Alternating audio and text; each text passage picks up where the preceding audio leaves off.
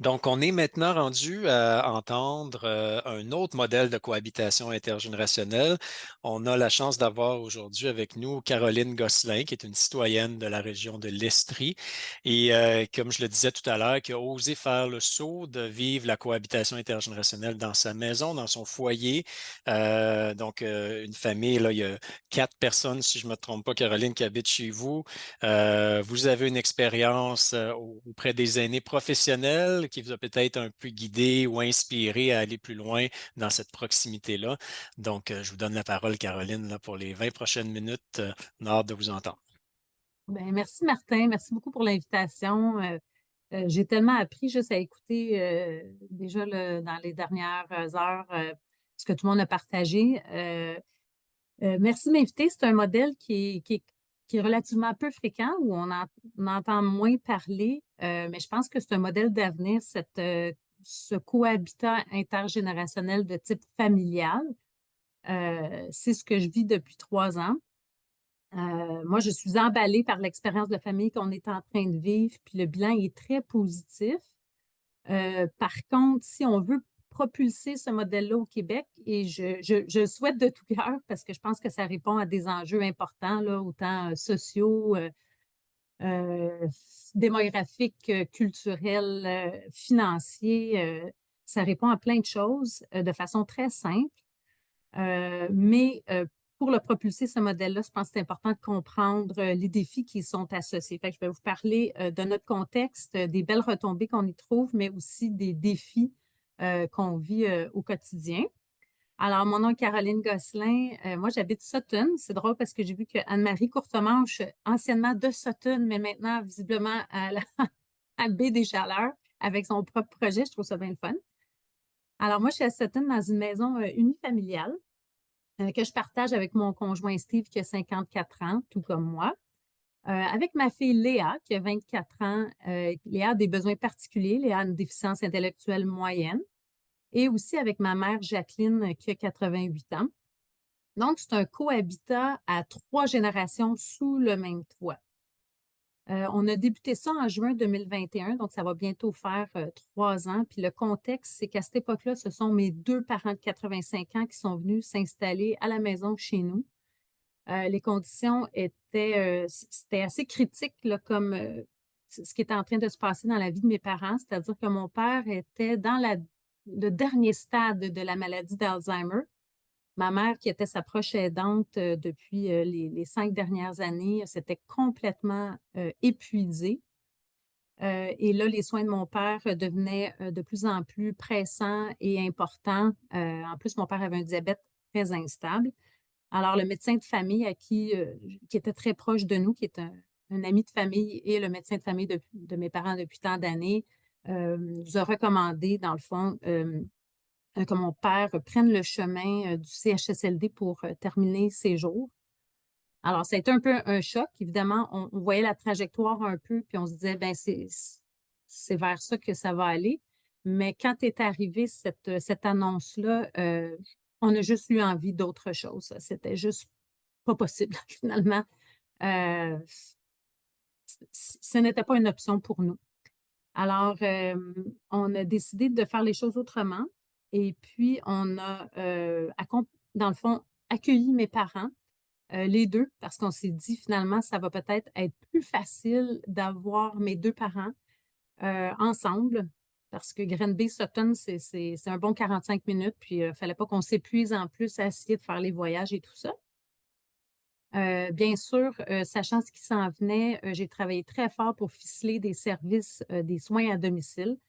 On voulait éviter que nous aussi, on s'épuise. On savait que ça allait être assez périlleux. D'ailleurs, le médecin de mon père a fortement suggéré qu'on ne fasse pas ça, mais on a décidé de vraiment rassembler la famille puis s'assurer que ça soit possible. Alors, ce qu'on a eu la chance de faire, donc mon père a vécu les 3 derniers mois de sa vie entouré de sa famille jusqu'à la toute fin, jusqu'à son dernier souffle en été présent. Il y a eu des soins palliatifs à la maison d'une qualité extraordinaire. Et on a été capable de maintenir, je dirais, ce beau lien avec mon père jusqu'à la toute fin, mais aussi avec mes frères et sœurs qui ont été capables de se déplacer, d'être présents et tout ça. Puis je peux vous dire que ça a été probablement l'expérience la plus difficile de ma vie, mais en même temps la plus belle. C'était vraiment 24/7. J'avais mon travail à temps plein à l'époque en plus. C'est vous dire la fatigue, là, j'ai même pas de mots pour l'exprimer.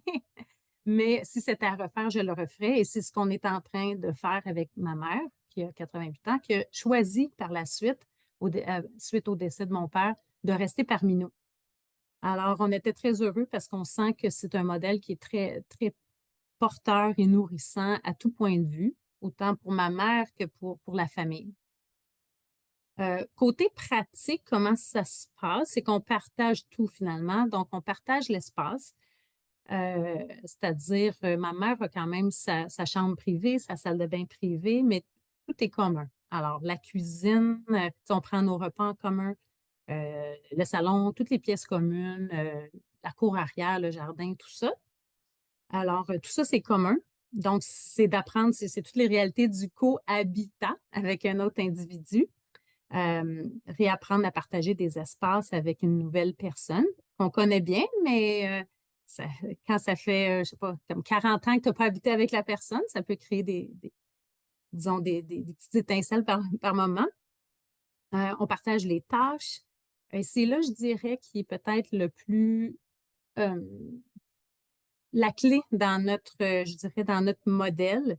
C'est-à-dire que j'ai assez rapidement vu que si je voulais garder euh, mon équilibre, ma joie de vivre, ma qualité de présence auprès de ma mère, mais aussi de mon conjoint et de ma fille, j'ai senti que c'était nécessaire de quitter mon emploi. Donc, j'ai cessé mes activités de consultation. Ça a été une grande décision, mais je ne la regrette pas du tout. Je suis à la meilleure place. Je dis à mes enfants, je vis ma meilleure vie. Je, chaque étape de ma vie a toujours été très nourrissante et celle-là l'est aussi. Alors, on partage les tâches. Évidemment, moi, je suis à la maison à temps plein, donc je prépare les repas pour toute la famille. Fais le ménage, les courses, je prends soin des animaux. On a des poules, un chien. Je prends soin du très grand jardin. On travaille l'autosuffisance alimentaire. Donc, c'est moi aussi qui suis en charge de tout ce qui est supervision côté, bon, soins médicaux, rendez-vous médicaux, accompagner ma mère et tout ça. Mon conjoint travaille à temps plein. Lui s'occupe de tout ce qui est maintenance et réparation dans la maison. Et ma mère s'est trouvée une petite niche dans tout ça, c'est-à-dire que c'est la raccommodeuse officielle de la maison. On aime ça parce qu'on est plutôt écolo, fait qu'elle a vraiment permis de sauver plein de vêtements parce qu'elle les raccommode, elle les répare, on adore ça. Elle fait aussi le repassage, chose que je ne fais jamais, alors à son grand désespoir. Et c'est elle qui a décidé de prendre charge de ça. Euh, je dirais les retombées puis les défis, c'est comme j'en parle un petit peu ensemble, dans le sens où c'est un modèle qui est très souvent le point fort, euh, co- comment dire, les faiblesses viennent souvent du même, comment dire, le même aspect a un côté fort puis un côté plus faible. C'est-à-dire, il y a des choses qui sont franches, qui sont vraiment complètement positives. C'est le sentiment de sécurité de ma mère. C'est évident. Ma mère se sent plus détendue, elle se sent en sécurité physique. On est là à la maison, évidemment, toutes les nuits, on est là 24/7. Euh, Elle se sent aussi, je vois, très allégée. Dans les dernières années, évidemment, elle aidait beaucoup mon père, mais aussi, ce que je vois, c'est que ma mère est quand même autonome, mais tout est beaucoup plus lent. Fait que, tu sais, préparer les repas, euh, aller faire les courses et tout ça, tout était devenu très, très, très long, ce qui faisait qu'elle avait plus de temps libre vraiment. Elle avait moins le temps de voir ses amis faire les choses qu'elle aimait. Alors là, je la sens très allégée par rapport à ça. C'est un grand allègement pour mes frères et sœurs qui étaient très, très stressés de la suite pour ma mère. Euh, un autre côté qui est franc, qui est très franc pour tous, autant ma mère que pour nous, ce qu'on réalise, c'est, euh, je dirais, c'est qu'on est en train d'incarner nos valeurs les plus chères en famille. Et ça nous nourrit beaucoup. On sent un grand sentiment de cohérence, chose que j'ai vraiment eu j'avais vraiment eu des difficultés, à l'époque où je travaillais un peu plus avec les aînés parce que je devais prendre soin d'aînés que je ne connaissais pas finalement et je n'avais pas le temps de m'occuper de mes propres parents qui avaient beaucoup besoin d'aide, tandis que là, je suis très centrée par rapport à ça. Alors c'est une très belle, c'est un bon feeling et mes enfants, pour eux, puis tout comme moi, c'est comme une école du vieillissement. On a comme un peu perdu ça, côtoyer le vieillissement au quotidien. À quoi ça ressemble? Tu sais? Un aîné, là, c'est comme toi puis moi, là. Ça a toute sa personnalité, ça veut garder son indépendance, ça aime ça être à la maison, ça n'a pas le goût d'être dans une institution nécessairement. Fait que comment est-ce qu'on peut honorer tous ces besoins-là? Euh, Là où on voit qu'on a un petit peu les deux côtés de la médaille, c'est pour la proximité. Alors, la proximité vient avec ça tout un enrichissement de la vie sociale des deux parties, qui est très clair, mais vient aussi une perte d'intimité pour les deux. Donc, ma mère aussi, elle n'a pas toute son intimité, comment elle fait les choses ou comment elle se promène dans la maison, qu'est-ce qu'elle fait. Tu sais, euh, on partage des espaces communs, mais c'est la même chose aussi pour nous. On est un couple et donc, cette partie-là, elle est moins évidente. Je dirais l'autre aspect qui est très, très fort aussi à double tranchant, c'est-à-dire cette proximité amène l'aide concrète. C'est parce qu'on se voit tous les jours que je peux détecter des petits changements. Oups, là, je trouve que ma mère avait l'air d'avoir des petites pertes cognitives aujourd'hui que je ne voyais pas hier. Ou là, elle est un petit peu plus malade. Ou ce qu'elle a mangé hier, ça ne lui convient pas. Ma mère, elle a besoin elle a une sorte de diète spéciale. Elle a déjà eu des ennuis de santé, donc on travaille ça assez fort. Donc, cette proximité permet des réajustements du quotidien, ce qui est merveilleux.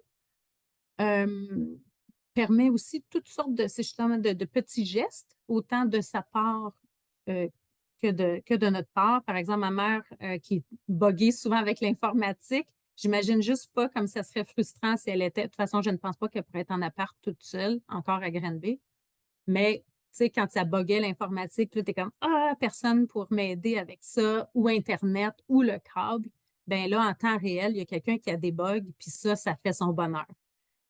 Euh, Cela dit, ce que ça veut dire aussi, donc cette proximité d'aide, c'est un risque d'épuisement. À cette étape-ci, pas encore, mais je connais bien la trajectoire et tout ce que ça veut dire. Puis évidemment, nous, notre objectif, c'est vraiment d'être présente à ma mère jusqu'à la toute fin. C'est l'entente, dans la mesure du possible, c'est ce qu'on va faire, puis on va travailler pour l'offrir aussi. Euh, un autre aspect positif de cette proximité, c'est bien sûr, ça amène, on parlait de sécurité physique, mais aussi, il y a un partage des dépenses. Ma mère partage les dépenses avec nous. Donc, tu sais, c'est aidant. Donc, ça, c'est un plus. Euh, Ce qui aiderait beaucoup, parce que j'y crois tellement à ce modèle, comme je crois à une multiplicité de modèles. Je pense qu'il n'y a pas un modèle qui est le meilleur. Ça dépend de nos goûts. Comme tout le monde, on est des individus, on a des préférences, mais je vois trois choses. Premièrement, la force du modèle de cohabitat de type familial, c'est familial. Donc, c'est informel, c'est familier. Mais c'est justement, je dirais, le côté moins évident, c'est le côté que ce n'est pas formel. Donc, on est comme on n'existe pas aux yeux du gouvernement. Ce qu'il nous faudrait, trois choses. Je dirais des fonds, des plans d'urbanisme qui sont adaptés et un accès facilité à des services de santé de proximité. Puis je les détaille très rapidement. Je pense qu'il faudrait formaliser ce modèle-là si on veut le multiplier. Puis en ce sens-là, je verrais une sorte de cadre financier innovant qui permettrait de soutenir autant le proche aidant qui accueille son parent que l'aîné qui décide d'aller vivre dans une famille qui est peut-être sa famille biologique et peut-être dans certains cas une autre famille.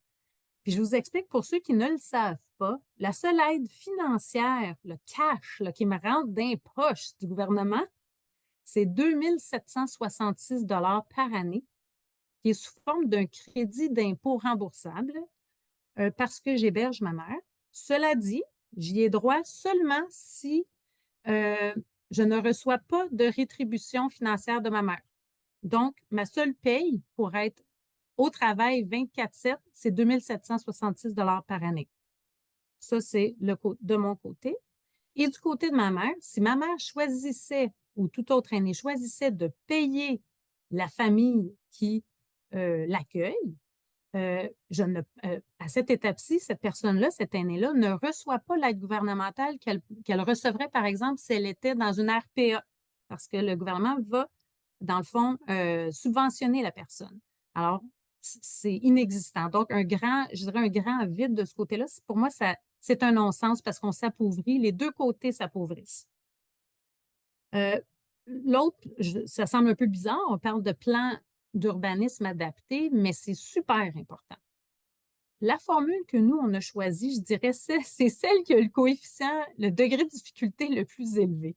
C'est-à-dire la grande proximité avec son parent et son enfant, ce qui peut amener plein de richesses au niveau de la croissance personnelle, bien des occasions de régler des vieilles problématiques et vieilles tensions familiales. Et c'est un peu notre cas. On grandit beaucoup, beaucoup là-dedans et on adore la situation à l'heure actuelle. Mais ce que je pense qui serait plus réaliste, ça serait que toutes les municipalités permettent aux maisons unifamiliales de se doter d'un petit logement. Et là, je ne parle pas des formules intergénérationnelles de logement parce que la plupart des municipalités vont dire si tu t'installes, tu t'aménages, tu payes 75 000 100 000 150 pour te faire un petit logement intergénérationnel, le jour où ce n'est plus un membre de ta famille qui est là, tu n'as plus le droit de le louer, par exemple, ce qui est un non-sens complet. Alors, les plans d'urbanisme devraient permettre la création d'un petit logement au sein de la famille, de la maison unifamiliale, ou dans certains cas, et à Sutton, on a poussé fort et on y est arrivé, la possibilité de bâtir une UHA, une unité d'habitation accessoire qui peut être accolée à la maison, annexée, ou une petite maison en arrière-cour qui est parfaitement autonome, qui peut être bâtie de plein pied, 75 mètres carrés maximum, qui peut être un très beau modèle pour des aînés. Mais ça devrait être à la grandeur du Québec si on veut y arriver. Ça permet une très belle flexibilité, autant pour l'aîné qui voudrait habiter la petite maison éventuellement, puis louer la grande, donc se faire des revenus, ou bien, par exemple, une famille d'accueillir son parent jusqu'en fin de vie, en autant qu'elle ait des soins de santé. Et ça, c'est mon dernier point. C'est comme toute une odyssée, vivre ce modèle-là. Et je pense que pour que ce modèle-là se formalise, il faudrait qu'on ait une sorte de reconnaissance de cette espèce de bulle familiale, de cette ressource familiale de proximité qu'on est en train de créer et qu'on prenne soin de nous, autant le proche aidant que l'aîné. Et ça serait d'emblée de reconnaître le travail de cette famille euh, et de lui offrir dès le départ un accès facilité à des soins à domicile. Alors, soit que l'aîné reçoit des fonds pour te payer toi comme proche aidant pour, dans le fond, faire tout ce qui est tâches domestiques, soins à la personne, ou payer quelqu'un d'autre. Souvent une combinaison des deux. Et tout ce qui est adaptation du domicile. Je vais vous donner un autre exemple. Quand mon père était sur le point d'arriver chez nous, ben, quelques mois avant, j'avais tenté de ficeler les soins du mieux que je pouvais. Il nous fallait une rampe d'accès pour fauteuil roulant. J'ai fait la demande et j'ai reçu la subvention 1 an et demi après le décès de mon père. Okay? C'était des délais qui sont complètement inacceptables. Puis tout le monde était de très, très bonne volonté, mais c'était ça la réalité. Donc, des délais inacceptables pour aller, dans le fond, répondre à des besoins criants qui sont souvent, du jour au lendemain, on a besoin de ça. Donc, on a besoin de soins à domicile accessibles, évolutifs et agiles. Donc, d'avoir peut-être possibilité, ne serait-ce que par téléphone, d'avoir accès à une infirmière, travailleuse sociale et tout ça, et jusqu'à la toute fin, donc de pouvoir avoir cette confirmation à partir du moment où on accueille notre aîné, qu'il y aura cette trajectoire de soins qui va nous accompagner jusqu'à la fin, jusqu'aux soins palliatifs. Et là, ça changerait toute la face de ce modèle parce que là, on est des espèces de, je dirais, d'aventuriers. On est des aventuriers, on prend des grands risques. On le fait, je dirais, des fois au péril de notre santé. Et c'est un peu malheureux parce que c'est un frein à, je dirais, à la propagation de ce modèle-là qui est très naturel.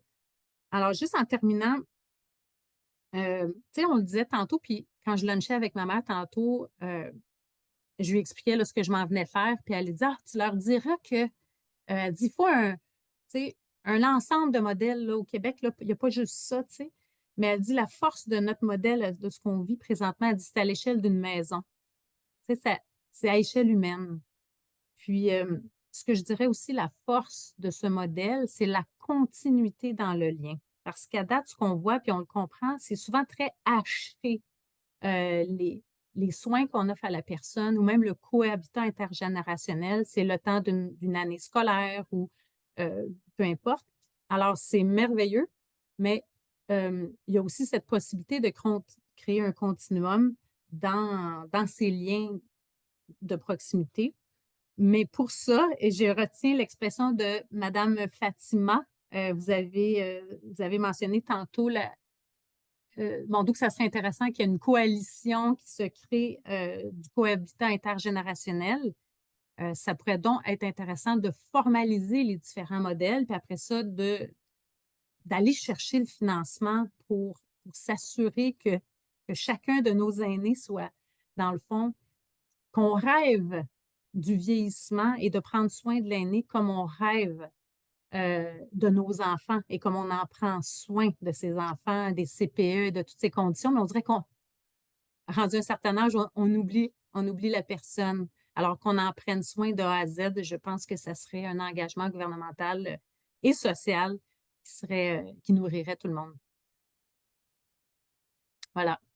Merci infiniment, Caroline. Vraiment très, très inspirant, touchant aussi. Merci beaucoup pour le témoignage. Je vois que on peut voir l'intérêt que c'est un modèle qui, évidemment, rejoint chaque individu de par sa nature familiale. Quelque chose de particulier dans ce modèle-là. Euh, puis, c'est clair au niveau des attentes ou des recommandations, si on veut. C'est très précieux, cet aspect-là. C'est une des raisons pourquoi on aime enregistrer ce genre de rencontres-là. Intergénération Québec, on a pour mission de promouvoir les liens intergénérationnels. Puis on nous a déjà approchés, comme Fatima le mentionnait tout à l'heure, au secrétariat des aînés pour savoir le milieu terrain, c'est quoi leurs besoins, c'est quoi leur réalité. Et on leur avait remis certains éléments suite à un au forum annuel. Et toute l'information qui circule aujourd'hui pourra assurément servir à d'autres éventuels partages pour promouvoir ces modèles-là. Est-ce qu'il y a des questions, des commentaires? Je vous laisse quelques minutes pour intervenir avec Caroline si vous voulez. Ou c'était tout tellement clair, Louise? Oui, c'était très clair. Je trouve que c'est un modèle différent de ce que nous autres, on vit. Je trouve ce modèle-là, puis la façon dont Caroline en a témoigné, très, très touchant, très intime. C'est quelque chose de très, très intime. Puis ce que j'apprécie dans la rencontre d'aujourd'hui, c'est les différents modèles aussi qui sont présentés. Alors, merci Caroline, c'était vraiment très touchant. Merci, Louise. Il y a Guylaine qui voulait intervenir. Guylaine à l'intervient. Merci beaucoup. Écoute, ce que j'aime particulièrement dans ton modèle, c'est que je l'ai vécu avec mes grands-parents. Donc, mes grands-parents ont vécu chez mes parents. Et puis là, ben, je suis aidante de mes parents, mais ils veulent rester à la maison, puis on peur toujours de déranger. Alors, je pense qu'on est en train de créer déjà les différentes plateformes de vécu.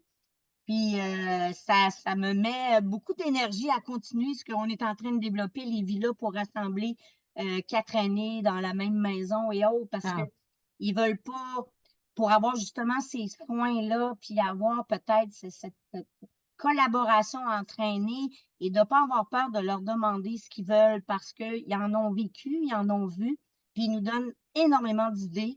Parce que des fois, on veut créer plein de belles choses. Je pense qu'ils sont capables de nous aider là-dedans. Là, mais merci beaucoup. Ça me fait très chaud au cœur. Puis c'est ça. Ça me permet de continuer. Vous dites, Guylaine, la peur de déranger. On en a parlé aussi, Caroline, en préparatoire aussi, là, la peur d'être un fardeau qui peut souvent peut-être être un frein du côté des aînés, des personnes vieillissantes à ne pas vouloir alourdir le quotidien de leur famille ou de leurs proches. Peut-être raconter brièvement l'anecdote. Il y a plusieurs années que vous m'avez raconté oui, quand vous aviez proposé ça à votre mère il y a un certain oui. temps. Qu'est-ce qu'elle avait répondu? C'était très drôle parce que justement, quand j'avais une vingtaine d'années, moi, ça avait toujours été comme une possibilité dans ma tête. Puis j'avais dit à mes parents à un moment donné, hey, maman, peut-être ce serait le fun si un jour j'achète un duplex, tu sais, puis vous habitez en bas, puis j'habite en haut, tu sais. Puis ma mère, elle dit, over my dead body. Tu sais. J'étais comme, oh boy! Fait que, tu sais, c'était comme, ma mère, c'est quelqu'un de super indépendant. Puis, tu sais, ça, je me souviens, ça m'avait un peu choquée, tu sais. Mais finalement, l'eau a coulé sous les ponts, puis là, ça a été comme la nécessité qui a emporté sur son goût personnel. Mais tu sais, je me souviens plus tantôt qui parlait de, je pense que c'est quelqu'un qui parlait des retraités flyés, tu sais, puis je me disais, c'est ça, tu sais, dans le fond, quel genre de vieillissement on veut avoir? Même nous, là, tu sais, c'est quoi la suite? Puis, personnellement, en toute honnêteté, je ne pense pas que c'est cette forme de cohabitat que je voudrais vivre avec mes enfants. C'est sûr que ce modèle de cohabitat, mes enfants là, le connaissent, puis on veut vivre le cohabitat, mais je pense que j'irais vers un modèle, justement, où j'aurais ma petite unité indépendante qui serait adjacente. Donc, un peu plus d'indépendance, mais dans le fond, c'est juste l'autre côté de la porte s'il y a quoi que ce soit. Fait que ça permet toutes les visites possibles, mais avec un petit peu plus d'indépendance et d'autonomie, d'intimité. Merci beaucoup, Caroline. Puis il y a des commentaires qui parlaient des remerciements quant aux différents modèles évoqués, puis tout ça. Puis ça nous amène tellement bien à nos prochains invités, Gabriel Coulombe et Michael Temer, qui vont nous parler d'un livre en partenariat. C'est un projet de livre en partenariat avec Intergénération Québec qui porte le livre, le titre, provisoire peut-être, vous nous en direz plus, un livre d'histoire et de parole sur la cohabitation intergénérationnelle.